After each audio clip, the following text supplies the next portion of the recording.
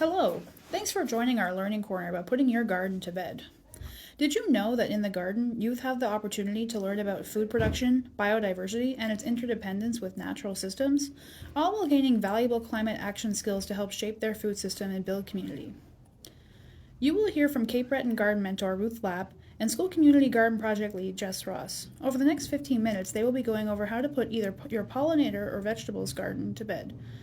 Members of our Grow Eat Learn team will also be sharing some activities for how to engage youth in this process with some hands-on activities to wind down one garden season and get ready for the next. I can't wait to learn more about the differences between how to put vegetable versus pollinator gardens to sleep for the winter.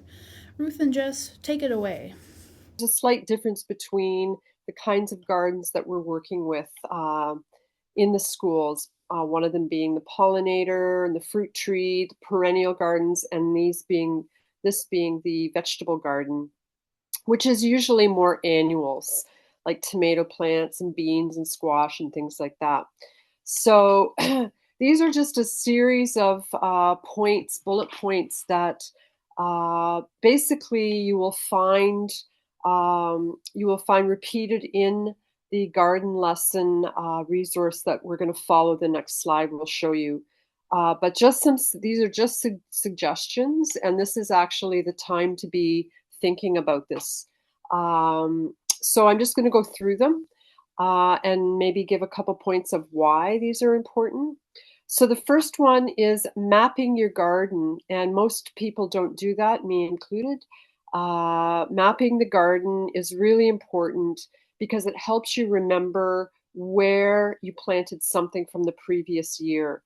And what that can mean is that you can take advantage of that by following up the next year's gardens with things that are compatible. So I'm not going to go into detail about what those plants could be, but there are some plants that you might not want to follow with previous year's growth. And it also helps to make sure that you're taking advantage of the nutrients in the soil. And this is all outlined in the resource. So map your garden so that helps you remember, because we forget over the winter. Removing dead vegetable plants and weeds, including roots. This is particularly important in vegetable gardens. Why? Because the vegetables are not native species usually to here, and so to where we're currently living. And so they don't have the same kinds of ecological checks and balances that a pollinator garden or a forest would for taking care of pests, diseases. So we have to do that. We have to step in there. And so by removing the dead vegetable parts, the dead plants, we can take that disease, if there is any, out in the plants, out of the garden, and either compost that or get rid of it in the garbage if they're diseased. The next bullet is feed your soil. This is a really good time of the year to be feeding your soil by top dressing with compost so that it has a chance to break down and be integrated into the soil for your spring planting. And this one point here is probably one of the most important points. Cover your soil. There's really nothing worse for your soil than it being open to the elements all winter long. Your soil is alive and it wants to be protected. And so you can do that by mulching with straw, leaves, even hay. A lot of people don't like using hay because there's seeds in it, but they really are in straw as well. And if you use leaves, weigh them down with like some branches so they don't just blow away over the winter time. You can do some late season planting. You can do cover crops. It's a little bit late in the season for cover crops now. That's probably something that should have been done early in September. Cover crops could be ryegrass, it could be buckwheat, things that are basically going to die and then decompose over the winter time. You could also do some winter grains like wheat. You can be planting your garlic now. This is actually the time of the year to plant your garlic, hardneck garlic. And you can be planting bulbs if you're into planting daffodils or tulips or crocuses or other bulbs like that for your spring, beautiful spring flowers. If you do have perennial, or if you do have a vegetable garden that you've incorporated perennial plants into, I do that a lot now.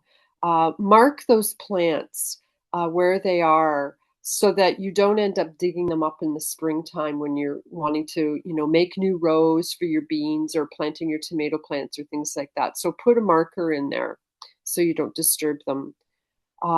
You can also overwinter certain crops. And I do this a lot with kale and chard. And both of these plants fall into what are called biennial plants, which means that they have 2 years of their growth cycle. A 2 year growth cycle, I should say, which means the first year they grow their vegetable part, like the beautiful leaves that you pick for kale, and the second year they will form their seeds. But in the spring, before they form their seeds, they'll still be really great for eating. So you can have an early crop of kale or an early crop of chard, or you can let them go to seed and save seeds. The second to last point is take care of your tools. I can't tell you how many tools I've lost because I didn't bother picking them up and they sat out all winter and rusted. And so go around, gather your tools, put them away, clean them off, check your garden infrastructure. If there's irrigation lines out or you've got water barrels out, drain your water barrels so they don't break. And the last point is you can use all of these previous points for preparing new garden beds as well. If you're wanting to start a new garden bed for next year, this is actually the time to do it. No, don't wait till the spring. Start planting or start preparing your soil now. You could do that either by turning the soil over with a spade. I don't usually recommend rototilling. You can lay down some cardboard and heavily mulch on top of it. And yeah, so good luck. And I guess we'll go to the next slide. And as I mentioned, this is on our Learning Hub, the Grow, Eat, Learn section of Nourish on the website, and you can find this resource. And really, this resource will summarizes pretty much everything that I've said in my previous slide. Awesome. I'm going to transition to talking about pollinator gardens, which is actually a form of climate action, if you didn't know. And I'll just, before I leave this pollinator or this putting the garden to bed resource, I'll just draw your attention to the section that says under learning connections, that says climate. This is just an example of how we have integrated the climate actions into something like the set of activities that youth can do to close down the garden for the end of the season. So we're supporting habitat creation and biodiversity. I'll show you more about that with the pollinator garden specifically. With waste, there are opportunities to do compost. So like Ruth said, it's good to get rid of your vegetable debris from the garden instead of leaving it on top of the soil, but you can compost it properly. And then you kind of end up mitigating some of the risks that come with leaving things on top unless it's diseased. And composting is a part of soil stewardship, and mulching is a part of water stewardship, because also mulching your garden all year means that the soil will stay a little bit more moist underneath, which of course this year was so important. So this is a little bit even new to me. I'm getting into pollinator gardening more and more. And so there are a few differences in how you treat a pollinator garden at the end of the year. And this can also go for any native plants that you might have in your garden. It's great to plant pollinator plants in with vegetable plants. So if you've done that, then you can follow these steps and leave these plants standing instead of removing them with the vegetable matter. So it's a little counterintuitive. Like, I grew up and my grandmother was like always, just pulling everything out. And I think even leaving bare soil with her style of gardening. And I think she would cringe a little bit, like, it looks a little untidy, and there's a kind of desire we have to kind of tidy things up. But actually, These gardens, pollinator gardens, are habitat. We create them to create habitat for animals. So leaving the plants standing. So it means not cutting anything off, just leaving the plants to dry out and go to seed. This is a great step to do for a few reasons. It's great for erosion prevention. It ends up creating habitat because the seed heads will stay on top of the plants and they serve as a source of food for birds and bugs. And also sometimes they'll self-seed, so they can do a little bit of work for you to drop their seed and restart in the spring. Not all plants do that. And some plants you don't want to do that. Primrose, for example, can get really invasive, so it's good to check.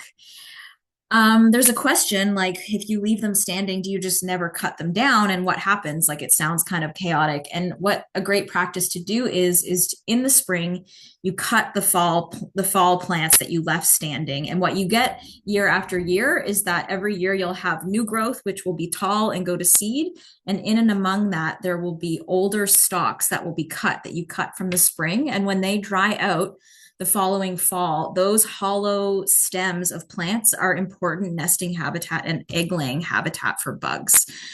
So this is just cool stuff that you can share with youth, that you can let them know about, that will help them kind of think about garden spaces and habitat gardens in a different way, that serves more than just like the food that we're trying to grow for ourselves, but also creating food for other animals. So I mentioned seeds, being food for birds and bugs. For example, you might not, I never thought about this until I learned it last year, that a lot of sunflower seeds that we grow that are like cultivated don't actually produce the sunflower seeds. I brought this one. This is a sunflower cone that is full of seeds. And when it dries on the stem, it becomes food for birds in the fall as they're trying to fatten up for either surviving winter or making a journey down south. You can also pull off one head and save the seed really easily by just letting it dry out on the head.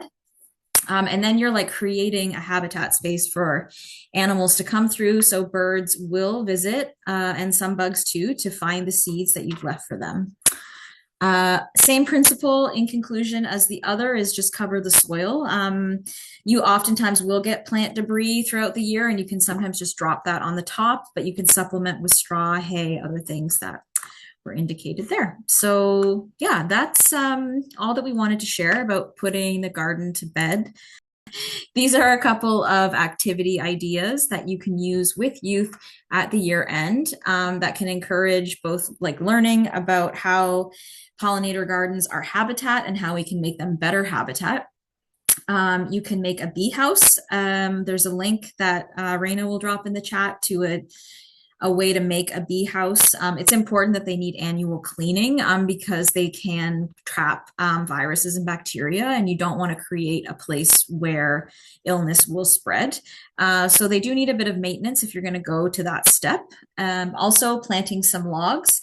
Know that this can create habitat for bees. So if it's in a heavily trodden area where youth are traveling, you might not want to do this. But adding logs basically just simulates nature by having wood debris, and then rotting wood in your garden also brings fungi and mushrooms and different layers of biodiversity that can be introduced into the soil. It just kind of builds on itself, like when you're creating a space that is habitat for life. So building a fairy portal. This is an image of a fairy portal that was built with all things that were just found around a forest that I live close to, where we had a youth day. It's just like a fun way to engage in a little bit of the magic of the natural world, while also creating something that will eventually over the winter just fall apart and become the kind of cover and materials for future bugs to make their home. You can also do some fall sowing of native seeds this time of year. So just know there are certain plants that really need the cold in order to germinate. Most native plants that evolved here need winter. They need a cold cycle before they will come out of dormancy. And so one thing you can do is try spreading seeds in the fall and making sure that you mark where you've done that, either in a map or with a label, so that you can come back and check in the spring. It's a fun thing for the youth to come out and see if the seeds have come to fruit. So yeah, that's everything on that. We did want to put it out there to everyone As you put the garden to bed, what are the questions in your head? Well, I must say, there aren't many questions in my head about how to put the garden to bed. But if I come up with one, I will leave a comment below.